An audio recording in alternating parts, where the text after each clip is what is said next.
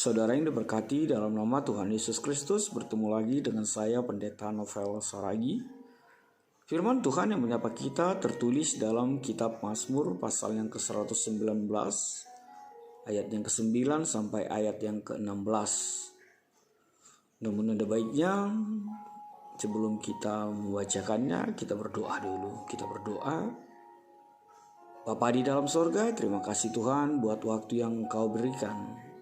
Engkau menyapa kami dengan kebenaran firman-Mu, dan itulah kerinduan setiap kami. Maka berfirmanlah Engkau Tuhan, sebab kami siap untuk menerimanya. Amin. Saudara yang diberkati dalam nama Tuhan Yesus Kristus, seperti yang saya sebut tadi, bahwa firman Tuhan yang menyapa kita tertulis dalam Mazmur pasal yang ke-119, ayat yang ke-9 sampai ayatnya yang ke-16. Begini firman Tuhan.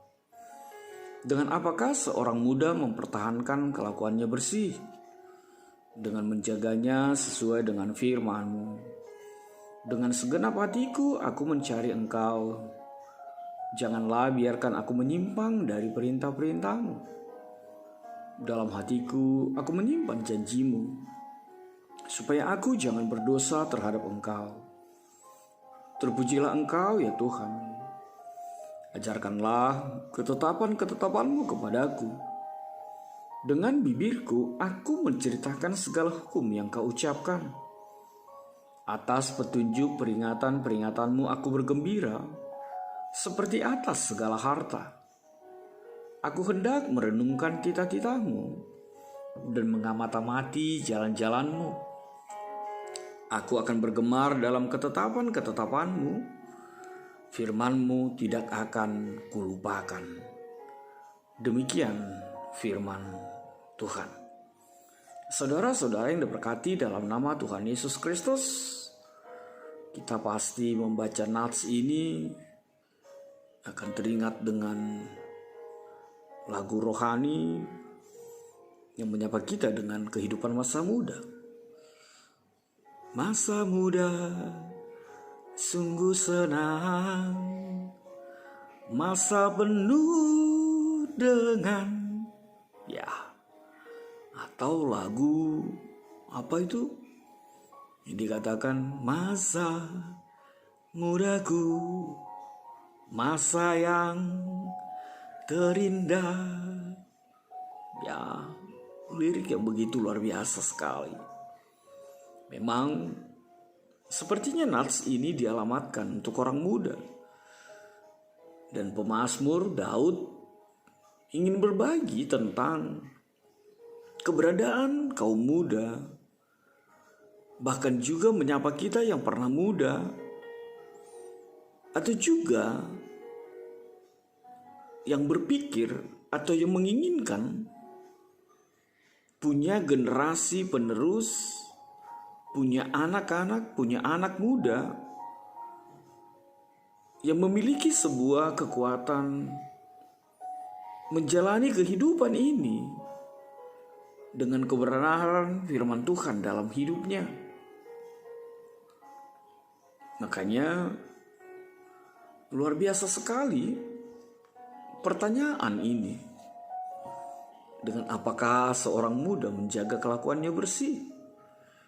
Ini pertanyaan sederhana namun cukup luar biasa. Luar biasa kenapa?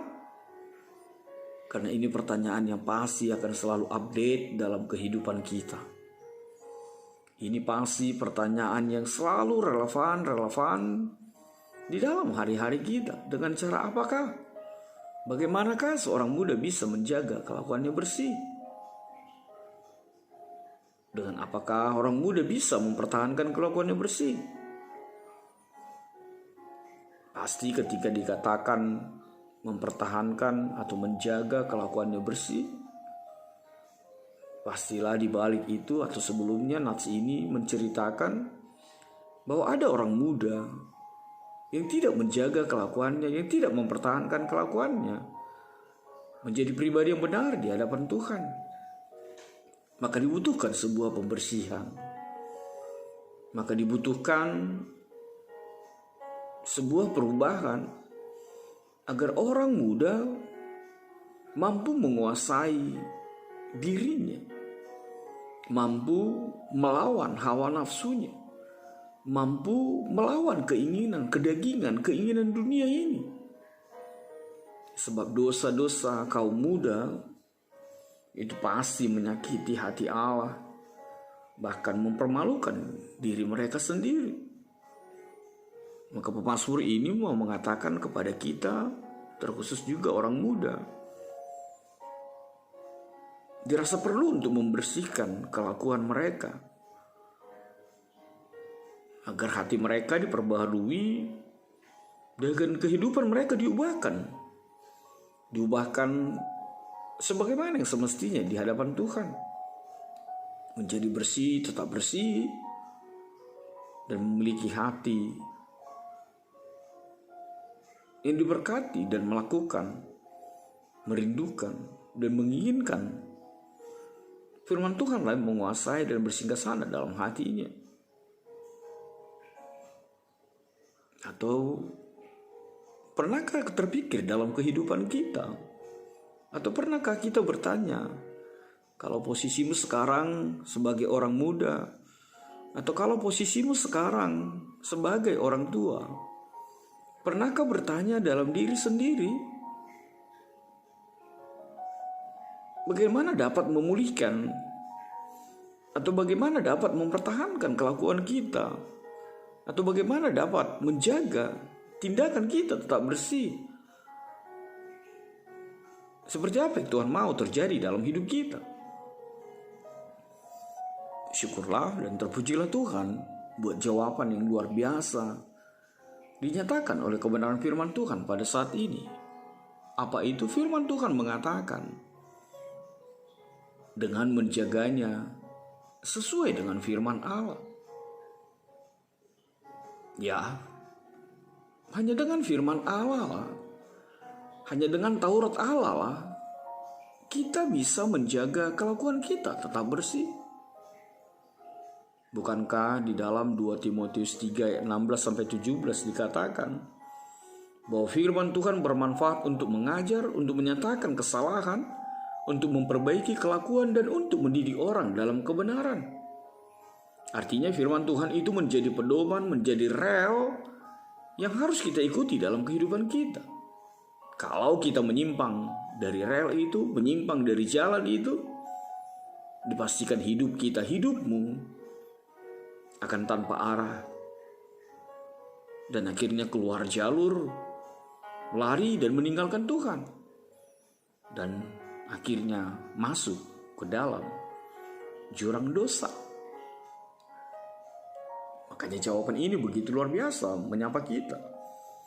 Kita bisa menjaganya ketika kita hidup dengan firman Tuhan.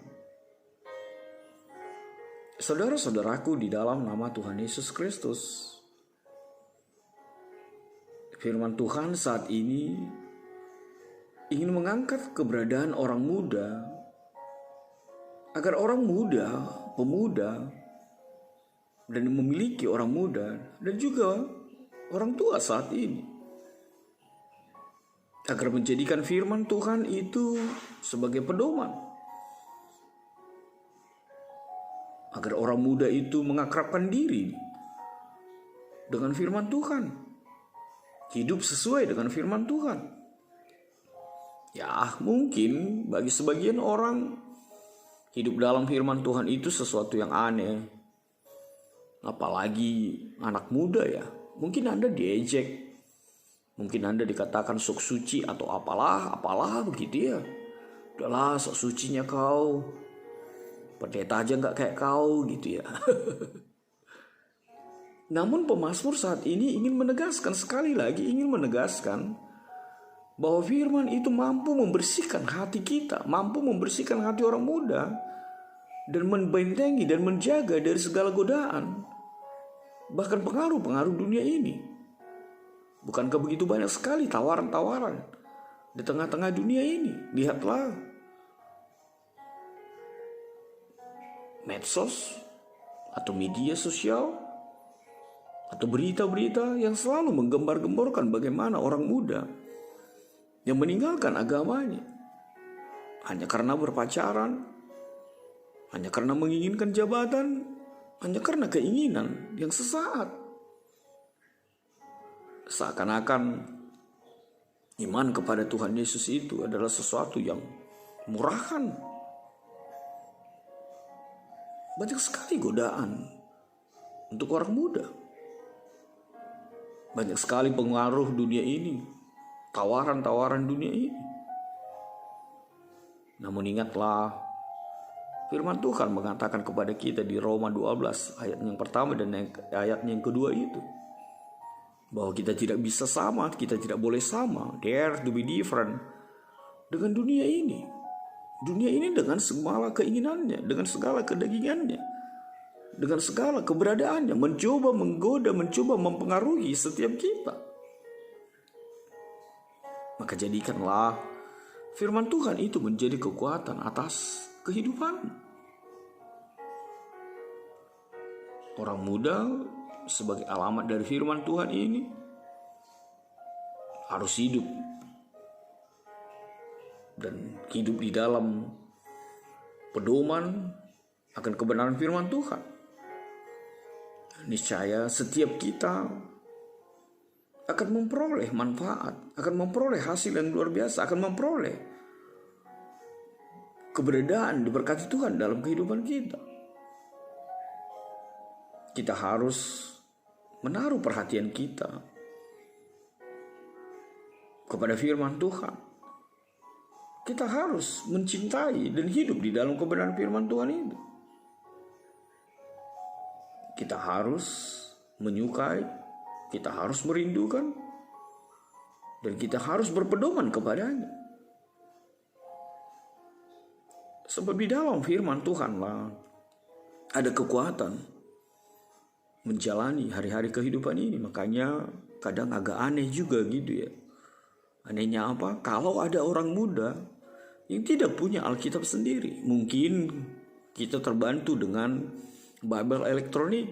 Tapi kalau mau jujur, sudahkah orang muda, katakanlah SMP, SMA, atau mahasiswa punya Alkitab sendiri?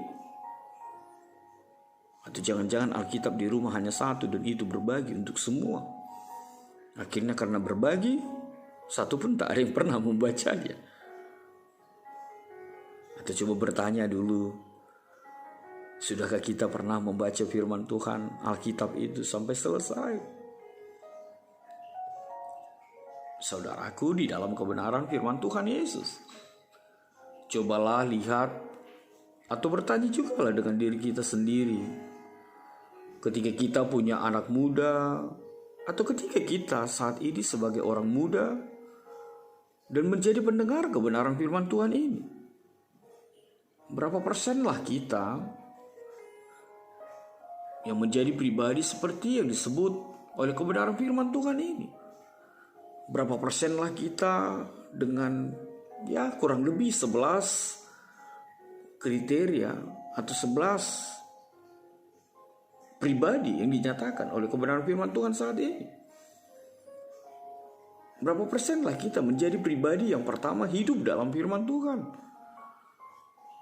yang menjaga perilakunya sesuai dengan firman Tuhan? Yang ketiga, pribadi yang dengan segenap hati mencari Tuhan. Yang keempat, pribadi yang hidup dalam perintah Tuhan. Yang kelima, pribadi yang menyimpan janji Tuhan dengan setia di dalam hatinya. Yang keenam, pribadi yang mau diajar dan hidup dalam ketetapan-ketetapan firman Tuhan. Lalu yang ketujuh, berapa persen kita menjadi pribadi yang mau menceritakan, yang mau bersaksi tentang kebenaran firman Tuhan. Lalu yang kedelapan, berapa persen kita yang mengaku bahwa firman dan Taurat Tuhan melebihi segala sesuatunya. Bahkan disebutkan oleh kebenaran firman Tuhan ini melebihi kebahagiaan memperoleh harta yang ada di dunia ini. Lalu yang kesembilan dikatakan, pribadi yang merenungkan cita-cita Tuhan dan mengamati jalan-jalan Tuhan. Yang ke-10 dikatakan pribadi yang bergemar dalam ketetapan-ketetapan Tuhan. Dan yang terakhir dikatakan berapa persen pribadi yang tidak pernah melupakan firman Tuhan dan seluruh keberadaannya. Saudaraku yang dikasihi Tuhan Yesus Kristus, Sudahkah kita mengalami proses itu dalam kehidupan kita? Untuk itu firman Tuhan pada saat ini mengajar kita. Yang pertama, kalau engkau ingin bersih, kalau engkau ingin semakin diberkati di dalam hari-harimu oleh kebenaran firman Tuhan, yang pertama hiduplah di dalam firman Tuhan itu. Hidup dalam arti apapun yang kau lakukan dalam kehidupanmu, tanyalah Tuhan dan lakukanlah seperti apa yang Tuhan mau terjadi atas kehidupanmu. Matikanlah keegoanmu dan biarlah Tuhan yang berkarya atas dirimu. Lalu apa yang kedua? Jangan pernah jauh dari firman Tuhan. Jangan pernah jauh dari persekutuan bersama dengan Tuhan. Sebab ketika kita menjauh dari ibadah-ibadah, dari persekutuan dengan Tuhan, maka akan semakin jauhlah kita meninggalkan kebenaran firman Tuhan dan akhirnya kita tidak menyukai dan kita menjadi bagian dari apa yang diinginkan iblis terjadi atas diri kita. Lalu apa yang ketiga? Bersaksilah akan kebenaran firman Tuhan itu. Ceritakanlah. Tunjukkanlah bagaimana luar biasanya kehidupanmu ketika engkau bergaul karib dengan firman Tuhan. Yang keempat, iman itu timbul dari dengar-dengaran akan firman Tuhan. Makanya jangan hanya mendengarkan suara-suara dunia ini, tapi tetaplah dan selalulah merindukan dengar-dengaran akan firman Tuhan. Situasi pandemi COVID ini menantang kita untuk tetap setia dengar-dengaran akan firman Tuhan. Bukan justru meninggalkan kebenaran firman Tuhan, bukan justru menutup telinga untuk firman Tuhan.